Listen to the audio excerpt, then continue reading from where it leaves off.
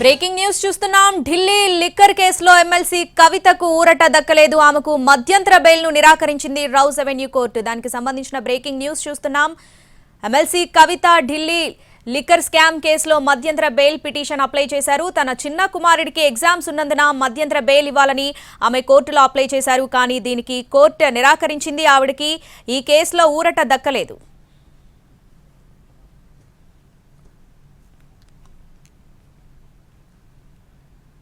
Delhi liquor కేసులో MLC కవితకు ఊరట దక్కలేదు. ఆమెకు మధ్యంతర బెయిల్ ను నిరాకరించింది రౌస్ అవెన్యూ కోర్టు. దీనికి సంబంధించి పూర్తి అప్డేట్స్ మా ప్రతినిధి రాజు ఢిల్లీ నుంచి లైవ్ లో అందిస్తారు. రాజు,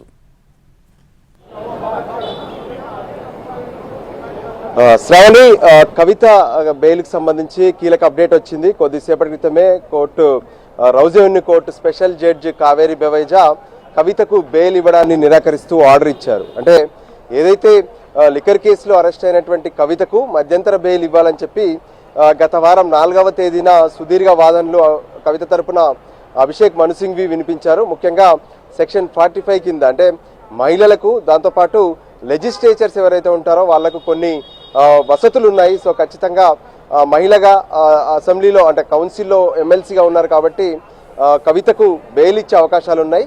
మరోపక్క కవిత తనయుడు అంటే రెండవ కొడుకు ప్రస్తుతం పరీక్షలు రాస్తున్నారు. తను కవిత అంటే తల్లి జైల్లో ఉండడం వల్ల ఎగ్జామ్స్ రాయలేకపోతున్నారు. సో బెయిల్ ఇవ్వాలని చెప్పి కోరడం జరిగింది. అయితే ఈ విషయంలో ఈడీ మాత్రం పూర్తి స్థాయిలో కవితకు వ్యతిరేకంగా తమ వాదనలు వినిపించారు. కవితకు బెయిల్ ఇవ్వడం వల్ల లిక్కర్ కేసులో ఉన్నటువంటి సాక్ష్యాలు మొత్తం కూడా తారుమారవుతాయి.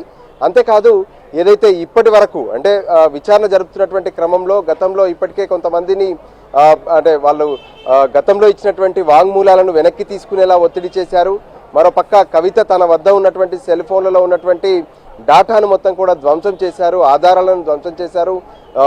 లిక్కర్ కేసులో చాలా కీలకంగా కవిత ఉన్నారనే విషయాలను కోర్టు ముందు స్పష్టం చేశారు. సో ఏదేమైనా కవితకు బెయిల్ ఇవ్వద్దన్న విషయాన్ని వాళ్ళు చెప్పారు. సో మొత్తానికి కోర్టు సైతం ఈడీ వాదనలతోనే ఏకీభవించినట్టుగా స్పష్టంగా అర్థమవుతుంది. కవితకు మధ్యంతర బెయిల్ ఇచ్చేందుకు నిరాకరించింది. అదే సమయంలో ఇక రేపు కవిత జ్యుడిషియల్ రిమాండ్ ముగియబోతుంది. సో రేపు కోర్టుకు కవితను తీసుకువస్తారు. జ్యుడిషియల్ రిమాండ్ను పొడిగించాలని చెప్పి ఇప్పటికే ఈడీ పిటిషన్ వేసింది. ఇక మరోవైపు సిబిఐ సైతం కవితను విచారించేందుకు అనుమతి తీసుకుంది. ఈ అంశం పైన కవిత మళ్ళీ రౌస్ అవెన్యూ కోర్టులో ఒక పిటిషన్ వేశారు. ఎలా సిబిఐకి అనుమతిస్తారనే విషయం పైన కవిత తరపున న్యాయవాదులు రౌస్ అవెన్యూ కోర్టును ఆశ్రయించారు.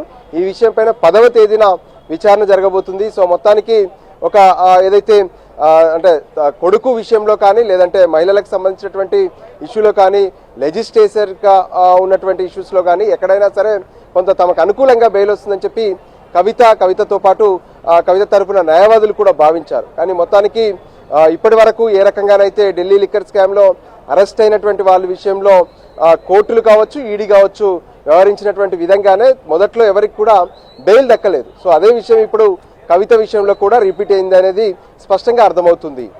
శ్రావణి, రాజు, ఇప్పుడు కవిత ముందున్న ఆప్షన్స్ ఏంటి? ఇప్పుడు రెగ్యులర్ బెయిల్ పై ఈ నెల 20న విచారణ జరగబోతుంది. మరి దానికంటే అప్పటిదాకా వెయిట్ చేస్తారా, లేదంటే మళ్ళీ అప్పీల్ చేసుకునే ఛాన్స్ ఉందా? ఇప్పుడు ఏం జరగబోతుంది? కవిత ముందున్న ఆప్షన్స్ ఏంటి అసలు?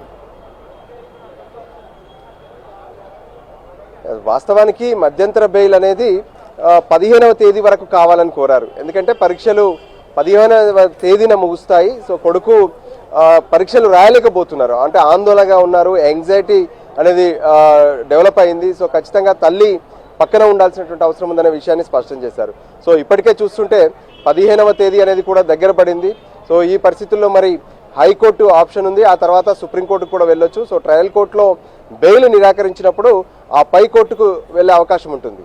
సో మరి 20వ తేదీన రెగ్యులర్ బెయిల్ పైన కూడా ఏదైతే విచారణ జరగబోతుంది కాబట్టి కవిత తరపున న్యాయవాదులు, కవిత కుటుంబ సభ్యులు కలిసి ఫర్దర్గా ఎటువంటి స్టెప్ తీసుకోవాలి, ఎటువంటి ప్రయత్నాలు చేయాలనే దాని మీద వాళ్ళు ఆలోచన తీసుకునే అవకాశం కనిపిస్తుంది. సో ఇప్పుడు రేపు అంటే ముందుగా రేపు ఏదైతే జ్యుడిషియల్ రిమాండ్కి సంబంధించి యాక్షన్ చేంజ్ చేస్తారు. సో మరో 15 రోజులు యాక్షన్ చేంజ్ చేస్తే మరో 15 రోజుల పాటు కవిత తిహార్ జైల్లో ఉండాల్సి ఉంటుంది. సో దానికి అనుగుణంగానే ఈరోజు కవిత కుటుంబ సభ్యులు, కవిత తరపున న్యాయవాదులు ఈ విషయంలో ఒక నిర్ణయం తీసుకునే అవకాశం కనిపిస్తుంది. హైకోర్టుకు వెళ్లే ఛాన్సెస్ ఎక్కువగా కనిపిస్తున్నాయి. Right Raju, thanks for the updates.